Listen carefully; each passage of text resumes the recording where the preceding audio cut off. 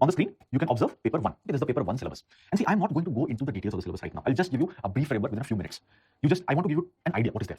Now, sociology paper 1, it basically talks about different kinds of sociological theories here. And sociology paper 2, it will basically talk about the applications. And it will mostly focus on, or in Indian context. See, basically this topic and this topic, they are one. So that is the reason you have 11 boxes. But these two will be clubbed together. Now in your syllabus, they are together. They are chapter 4. So you find 10 chapters in paper 1. So the first topic, it talks about sociology as a discipline. See, at some point of time, there would not have been a discipline of sociology. It would not be considered as a separate subject. But it somehow emerges. How it emerged? And it is emerging in Europe. So what were the factors which led to emergence of sociology? But now, even if the topic is emerging, there are different debates. Some historians, some economists, some political scientists, they will all be saying that whatever you're studying, we're also studying the same thing. How is your discipline different from other? So again, we need to find out what is the scope of the subject, what it exactly studies, and how it is different from other social sciences. Now, there were also some people who used to say, and now also there is this debate. Some people think that sociology and common sense are the same thing. What sociologists study, common people also know about it. So again, how sociology is different from common sense, that is what we're going to study here. Next thing we will do, and already I have told you about it, one very important part here, how sociology is scientific in nature, or how the sociologists, they have tried to make sociology as scientific as possible. So here we'll understand what is science, what are the methods of science, and how they can be applied to understand society. But one thing here, there are some sociologists who do not agree with it. They will say that no, we should use some other methods as well. Scientific methods are fine, but it needs to be supplemented by with some other methods. So we will look at those other strands, other methodologies as well. Third topic will be about how sociological research is carried out. And here we will understand the different techniques, how data has to be collected, the different methods that can be used for applying sociological research. Some concepts related to research will be carried out. Will be covered here. Next topic is very, very important. From this particular chapter, this is the 4th chapter, you will get more than half of the paper, almost, or even if it is not more than half, it is more or less half. Out of 250 marks, somewhere around 100, 110, 120, this range you will get from this particular topic. It basically is about thinkers. And in our syllabus, 6 thinkers are mentioned. Karl Marx, Durkheim, Weber, Parsons, Merton, and Mead. Talcott Parsons, Robert Merton, Mead, Karl Marx, Durkheim, Weber. So we will be devoting very good time, decent amount of time, a large portion of our time on these thinkers. Best part is, if you understand these thinkers, that 100, 110 marks is yours. Direct question is there. And if you understand these thinkers, it will be very easy for us to approach all these topics. Their theories will be used again and again. So basically, understand the thinkers here. And when we will be studying the remaining topics from 5 to 10, 5, 6, 7, 8, 9, 10, many things will be overlapping. So basically, it will get reinforced again and again. It makes our things easier. And these thinkers, Karl Marx, Durkheim, Weber, Parsons, Merton, Mead, they all belong to different schools. Okay? There are different traditions, different ways by which sociology can be understood. They will be belonging to different traditions. So indirectly, we will be understanding those traditions as well. And they cover diversity of topics, huge diversity. Okay? They will be talking about stratification. They will be talking about religion. They will be talking about interaction between individuals. They will be talking about crime, deviance, multiple things, social mobility, social processes, social structures. So these topics are very important. And once you have covered it, it becomes very easy for us to understand the remaining topics as well. 5th topic, it will talk about stratification in the society, how the society is divided along different lines, different strata, different groups, and how there can be mobility from one strata to another. In what kind of societies there will be mobility, in what circumstances there will be mobility, those things we'll cover. Next topic, work and economic life.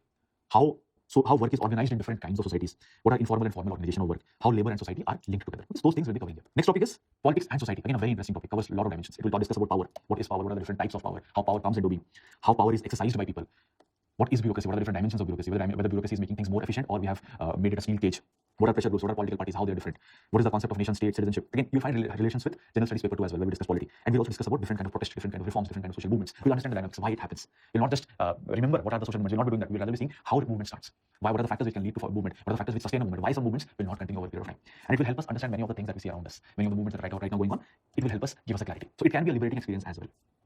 Religion and society, again, a very interesting topic, beautiful topic. How religion would have come into being. What are the theories related to religion? What are the different kinds of religious practices? Animism, monoism, pluralism. What are sects and cults? And in modern societies, what is the role of religion? Is it becoming more important? Is it becoming less important? You see proliferation of so many sects and cults nowadays. All these godmen are there. They're becoming significant. Why they're becoming significant? Well, are we a secular society? Have we ever been a secular society? Those things will be answered here. Next topic, systems of kinship. That means how we are related to one another. We'll understand family here. We'll understand marriages. What are the different ways by which families can form? Over a period of time, this institution of family, it is also changing. What are the different dimensions here? So all these contemporary trends we'll observe. And again, within the families, there can be different dynamics. Patriarchy can be one of those dynamics. In the professional field also, there can be patriarchy. Sexual division of labor might also be taking place. So all these things we are going to observe here. Family, marriages, kinship patterns, and what is their significance? What are the trends in present society? Last topic, very, very interesting topic. How social change takes place. Society is not static. It keeps on varying. It's a dynamic process. Society that was there in the past and society that is there right now, there will be huge change. Why this change takes place? On what grounds this change takes place? How do we know that we have moved from one stage to another? So all these things will be covered here. Education, science and technology, how they are impacting social change. What can be some other agents of social change? So different theories related to social change. And here also you'll find out one more concept, development and dependency. Something related to international relations also we will cover here. So this is about paper 1. And very interesting. All these theories will be very interesting. Now since we would have understood these theories in paper 1, we'll be applying those theories in paper 2. So we'll see what is paper 2. Now in paper 2 is broadly divided into 3 parts. Now one part is introduction to Indian society. Second part is social structure. Third part is social changes. Now how they are divided? Just you can create some lines here. Okay? These are the boundaries. So this color, the orange color that you see, okay, these 7 topics here, okay, these topics, they are under section C, which is social changes in India. The purple outline box, the 6 topics that you see, they are under social structure. This is part B. And introducing Indian society, this is part A. More or less the brown boxes that you observe, okay, 2 boxes, they are introduction to Indian society. So here also, the first part, you have 2 boxes here. It is basically introduction to Indian society. Just like in paper 1, we had 6 thinkers. In paper 2, you have 3 thinkers. Specifically, 3 thinkers are mentioned here. First thinker, G.S. Ghurye. He gave Indological approach. He studied Indian society through particular means. For example, he was a Sanskritic scholar. He used the Sanskritic texts to study Indian society. So his idea of society is based on those contexts, Sanskritic texts, Vedas, and all these other texts. Now, M.N. Srinivas, he is studying, he's actually going to the field and studying things. What exists in reality is going to the villages and he's studying things. So his conception of society, Indian society, is different. Then A.R. Desai, he's studying society in different manners. He was influenced by Marxist thoughts. Don't worry, you don't know what Marxist thoughts right now. Marxist sociology means you're basically visualizing society in the form of conflicts. How conflicts have always been part of society and how society changes because of conflicts. So through that perspective, through that lens, he's understanding Indian society. So three different thinkers will be studying about them. The next part, it is basically talking about the colonial rule on Indian society. Here, there is a huge overlap between history that we study in paper 1, general studies paper 1, and sociology paper 2. So, for example, we'll be discussing about social reform movements. We'll be discussing about Protestant movements during the colonial period. All these things you will be studying in, you would have studied in history as well. That depends on the book has it, or if you're studying the spectrum book, it also will be having it.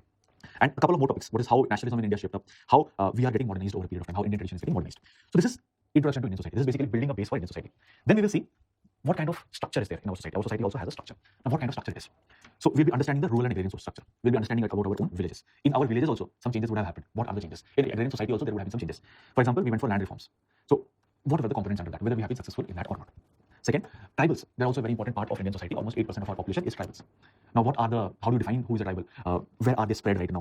What has been the policy towards tribals? What has been the colonial policies? And at present also, what is the policy towards tribals? For example, Nehruji, he gave a Panchil approach for tribals. We understand these approaches. Apart from that, they have faced different kind of issues over a period of time. Sometimes there's an allegation that they're losing out on autonomy. They are displaced because of developmental projects. What is the consequence? So all these issues related to tribals we'll cover here. Now, next thing you observe is the system of kinship. The same topic was there in paper 1, but in paper 1 it was just the theory. In paper 2, it is related to India, specific to India. So what are the different kind of kinship systems in India? In northern part of India, the kinship system will be different. In southern part of India, the kinship system will be different. For example, in northern part of India, in some villages, for example, in Rajasthan, marriages do not take place among people within the same village. But in southern India, marriages can take place within the family also. So why these patterns are? What are the different kind of patterns? Why are these patterns different from one? How these patterns would have come into being? So all these things we'll cover here. We'll also discuss about patriarchy, sexual division, labor, specifically in context to India. Now, another topic here, caste system, very significant topic. We will look at different perspectives, and in this particular topic, we will look at some more thinkers apart from Bhore Srinivas. We look at perception given by the perception of Dumo and also some more thinkers. Sometimes some more thinkers can also be important. We'll understand features of caste system. We'll understand what is untouchability, what are the different dimensions of untouchability. Next topic, social classes. In agrarian society, what are the different classes which exist? For example, there can be landlords, zamindars. There can be these are the feudal elements. And then there will be people who are just farming. So there can be some people who are farming on someone else's land. So what are the different classes which exist? And what are the classes which existed in the past? How these classes are changing over a period of time. Similarly, we'll discuss what are the classes in industrial society. And we'll also understand what is middle class. Middle class is very important. Many times they ask questions related to middle class. This year also, they asked questions related to middle class. So we'll look at it in detail. We'll understand religion and society.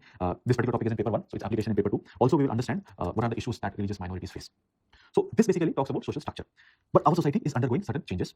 So these topics that you see on the right-hand side, orange kind of boxes outline, this will basically be related to social change. So first topic here, vision of social change. Now, societies can change on its own, but sometimes there can be some effort from the side of the government as well. Government might have a vision that we need to change society. So these kind of things we'll cover here. For example, we had a planning commission, we had a planned economy, how it led to changes. Education, law, constitution is also trying to bring about changes. The constitution that we have is extremely progressive, and it was drafted long back, some 7 decades back, almost 7 decades back. At that point of time, look at the nature of the constitution, it would have been extremely progressive, and that constitution would have tried to bring about social change. So it is also one of the vision of the framers of the constitution to bring change in the society. So we look at those aspects, how law can be used to bring social change, how education can be used to bring social change, how planning commission, the planned economy, that the mechanism of planning was used to bring about change. How rural and agrarian transformation has taken over a period of time. How the rural society, agricultural society has changed over a period of time. For example, we had green revolution, we had different rural development, community development programs. See again, these are the things which are also related to general studies paper 3, some aspects of GS3. Then we will discuss industrialization and urbanization in India. India is experiencing this transformation. The rate of urbanization is gradually increasing over a period of time. More and more people are expected to come to urban areas, and sometimes villages might themselves get converted into urban areas. So how this is shaping up?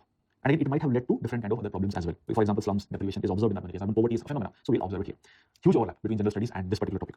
Politics and society, we'll understand Indian politics. In general studies paper 1, this topic was there. It was only theory. Here we'll understand Indian politics. How our democracy has changed over a period of time. How political parties have evolved over a political time. At some point of time, it was only Congress. They used to say that everyone was a congressman at some point of time. In fact, till late 1960s, it was Congress which was at the center as well as the states. But over a period of time, now we have had so many regional parties. And again, we are moving towards a scenario in which there is one party which is at the center, and it is a majority, and it is also holding power in many of the states. So how these changes are taking place, why these changes are taking place, we'll discuss that. Regionalism, secularization, again, very important topics. Also, you might have heard about it, read about it in GS1. Although these are the things which are frequently there in the newspaper. There's a lot of debates, discussions related to it. So they are all content for us. Another very, very interesting, pleasing topic is social movements. How at different points of time in India, different movements have happened, occurred. Who were the leaders of this movement? What was the ideology of the movement? What was the character of the movement? What were the changes this movement brought about? And why, whether if they were not successful, why they were not successful. So all these things we'll be covering. And we will be covering multiple kinds of movements. Peasant movements, the farmers movement, how peasant and farmers are different. Women movement in India. In recent times, we are having that Me Too movement. We'll understand its dimension. We'll also look at the previous women movements that has happened. Movement among the backward classes, movements among the Dalits. Environmental movements. We'll also see how women movements and environmental movements have had some overlap. Ecofeminism. Okay, we'll see that. Different identity-based, ethnicity-based movements, different tribal movements. All these things will be here. And this particular section will to be very interesting. And again, every year we get questions, good amount of weightages from this part. We'll understand population. What are the different dynamics here? How population changes here? What are the different components of population growth? What has been our approach towards population policy? In the beginning, we were focusing on family planning. Gradually, we are shifting towards family welfare. In different other countries, what has been the approach and where we are heading? We'll also look at some of the emerging challenges. For example, our sex ratio is not doing good. Sex ratio has improved. Child sex ratio is not doing good. It has gone down. So infant mortality rates, maternal mortality rates, they're also not up to the mark. They have reduced over a period of time. So all these things we'll cover. Last part. Yes, we are undergoing social transformation. Society is changing, but it is also posing different kind of challenges. What are these challenges? There is development, but development also poses challenges. You might construct a development project, you might construct a dam, you might construct a power plant, but it can lead to displacement of tribals. So sometimes we are in the dilemma. Sometimes these crises can be there. How do you handle that crisis? We are going for social transformation, but yes, there is still rampant poverty. Around 30% of India is under poverty. They are deprived. Violence against women has increased over a period of time. Again, why it has increased? There can be multiple factors. Caste conflicts, we have seen emergence of caste conflicts. Last 2 years, if you look at the National Crime Record Bureau data, it has increased by 44%. Why caste-related violence is increasing? Ethnic conflicts, communalism, that is also something which we are observing. People are fighting on the basis of religion.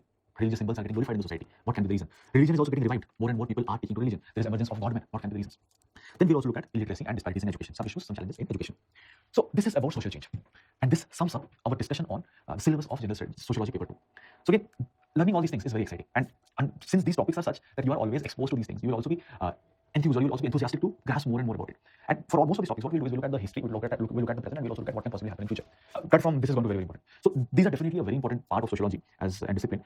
Learning all these things will help you in answering the sociology paper 2, but it is also going to help you in other aspects as well. It's going to help you in general studies, it's going to help you in essays, and sometimes these things can also help you in ethics papers. Sometimes you have got questions related to migration and other topics, so there also you might get that help. And the best part here, you will be looking at things from multiple angles, so you will be developing a holistic view. That is a guarantee.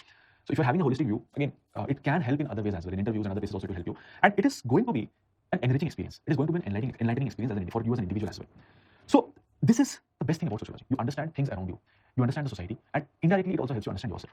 So I would suggest that because of all these factors, you need to please take a call and also look at the fact that whether it is suitable for you or not. If you are expert in something, maybe that subject is better for you. So this is about sociology as an optional. And one question, last part here, you might have is what sort of approach you should have for this optional, or how are we going to proceed with this optional? Regarding the readings, we'll have a separate video. I'll have a separate video what readings are required. But what I will say right now is, for this particular optional, okay, we will be having topics, all these topics that has been mentioned in the syllabus. For each and every topic, there will be a video. There will be some more videos beyond the topics. Sometimes some topics can converge. So we'll have one more video in which there will be this convergence. So go through these videos. Slides will be there in the background. Note down from the slides. Apart from that, readings I will be suggesting. For sociology paper 1, the number of readings will be limited. Not many books will be there. Less number of books, but we will go for quality reading. Selective reading, but quality reading. And there will be some online sources which I'll be referring to. I'll inform you that. And see, whenever there is a video, each and every section, I'll talk about something. Okay, one topic. Let's say, let's come to this thing. Okay. So let's say I'm discussing about division of labor in MLA Durkheim. So we were discussing about the division of labor. After division of labor, I will not move directly to social fact. There will be 1 or 2 questions related to that topic, and you are supposed to answer that question. So what kind of questions you'll have is, we'll have questions which, if you answer those questions, the entire concept will be clear to you. Those kind of questions. And again, the effort has been made that the question that you have, they will be more or less completely related to UPSC questions. In fact, some of the questions will be questions which has been asked in the past. Don't find out solutions online and answer it. Try to answer it on your own. Sometimes the questions will not be direct. I would have covered a particular topic. Let's say I'm covering social facts. I will discuss about social facts. But the question that you might have can be a little beyond it. The idea here is I'm not making you afraid, I'm not making you fearful. What I'm trying to do is, I want you to explore something on your own as well. So answering those questions can help you explore something beyond what you're just studying. And in that process, you might come across some new thing also. So that is going to improve your understanding. And in this process, when you're discovering something and you're unknowingly coming across something, that is also very important. Because many times this serendipity, okay, things which we had not expected, but we came across something that also helps us. So keep in mind, questions will be such that you have, if you ask you to, or it will basically take you away from your comfort zone. Also, there will be questions which will help you summarize your learning. And these questions, when you're answering it, answer it in preferably in loose sheets, so that at the end of the day, you can compile all the answer sheets together so that they can be used for your reference. So this is how we are going to approach. Each and every topic will be there. There will be questions after the topic. Answer those topics. There will be readings. These readings will be helpful in answering the questions. There will be some, and sometimes I might ask you a question which might not be in a reading. So I want you to go outside your comfort zone. You have to go outside your comfort zone. That is also very important. Okay. So this is how we are going to approach the topic. And by the end of the final lecture that we have, I'm pretty sure you would have developed the sociological imagination. You would have started thinking sociologically. That is what we aim to. That is what we seek to do, and that is what will help you not only in getting the required marks. Okay, required marks are optional, but also it will help you in discovering society. It will also help you in discovering yourself. Thank you.